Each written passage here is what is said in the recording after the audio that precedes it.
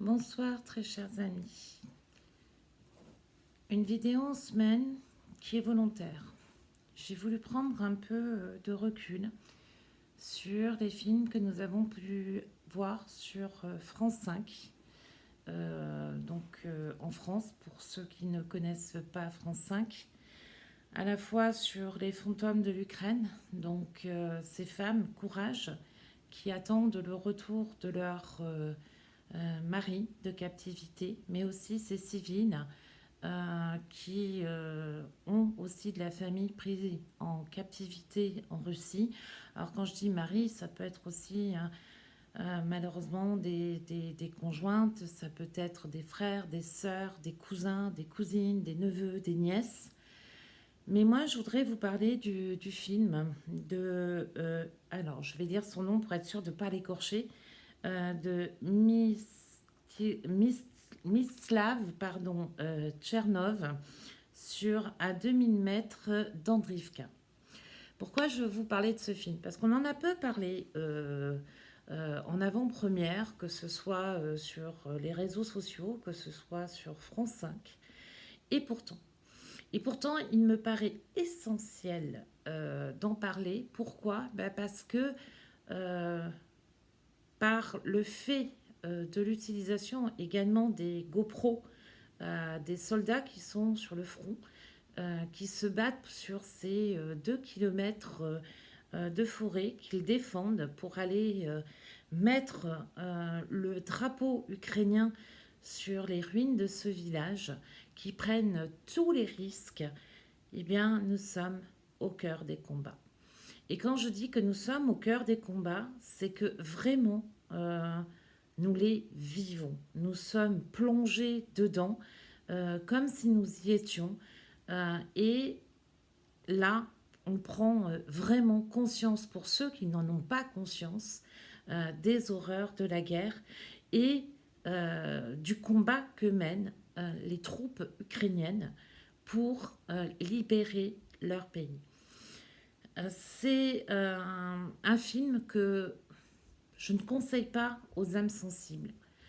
Pour une simple et bonne raison, c'est que psychologiquement, il faut vraiment être armé, excusez-moi du terme, mais vraiment être armé pour regarder ce film qui montre ce déchaînement de violence, ce que vivent au fond de leur chair, mais aussi au fond de leur âme, les soldats ukrainiens sur le front.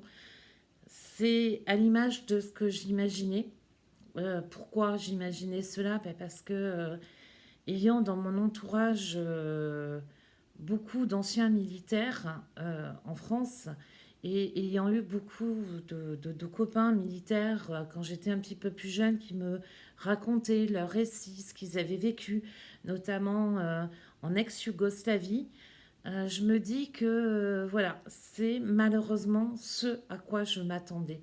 J'avais vraiment l'impression d'être à côté de ces soldats, et c'est en ça que ce film est incroyable. Il est incroyable parce que vraiment, il vous jette dans le chaudron ukrainien, il vous montre les combats, il vous montre combien les Ukrainiens sont résilients, sont forts et font tout pour libérer leur pays, y compris un village qui est en ruine.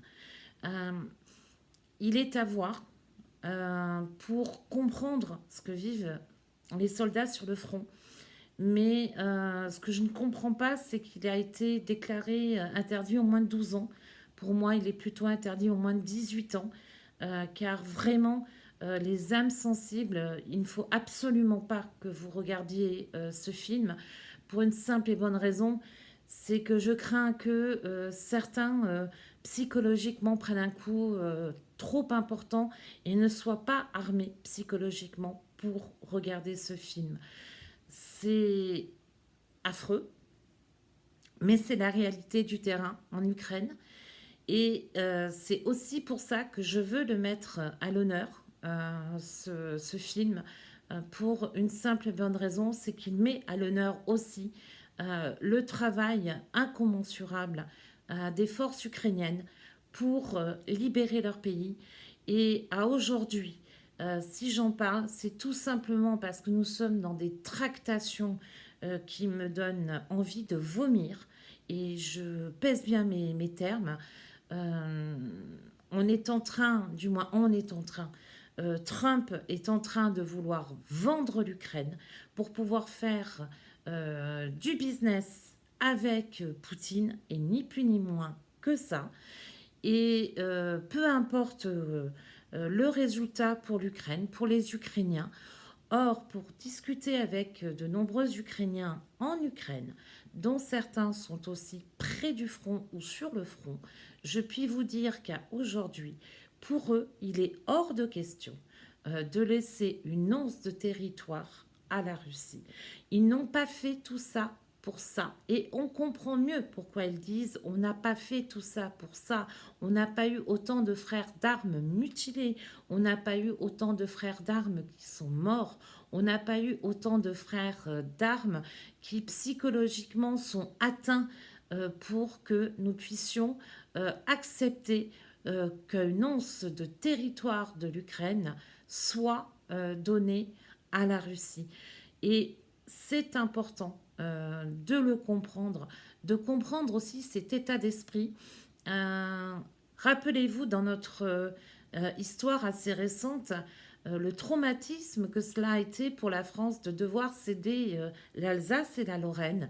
Nous avons fêté son retour sur le territoire hexagonal après la guerre de 14-18, 39-45 qui a confirmé sa présence. Et donc, je ne comprends pas que des personnes sur des plateaux qui sont vraiment pour la paix, mais moi aussi je suis pour la paix, mais pour la paix à n'importe quel prix, non. Pour la paix sans écouter des Ukrainiens, non plus. Pour que on choisisse comment on va découper l'Ukraine sans que l'Ukraine et les Ukrainiens aient leur mot à dire, là, non plus. Il n'y a que les Ukrainiens qui peuvent dire si oui ou non ils accepteraient de geler les territoires occupés. Il n'y a que qu'ils pourraient accepter ou pas de laisser une once de territoire. Donc il faut cesser de vouloir sur les plateaux dire toujours que oui, il faudra que l'Ukraine accepte de faire des compromis.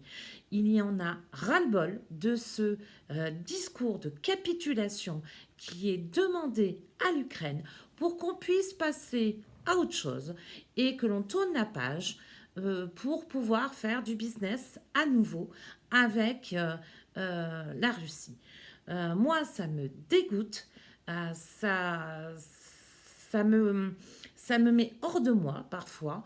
Et là, je vous assure que vous comprendrez pourquoi les Ukrainiens ne lâcheront pas un morceau de territoire et le prix qu'ils sont prêts et capables de payer en ce moment, justement pour défendre leur patrie, pour défendre leur territoire. Mettons-nous à leur place. Notre pays, la France, serait envahi, aurait 20% de son territoire qui serait aux mains de l'ennemi. Je pense que nous serions nombreux, et je l'espère, à nous battre pour notre pays, pour notre indépendance.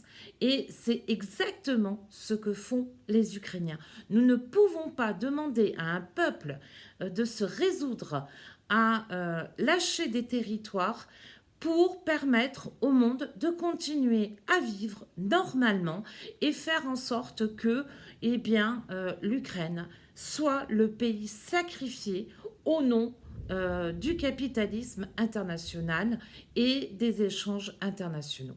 Je le refuse. Nous sommes nombreux en France à porter cette voix.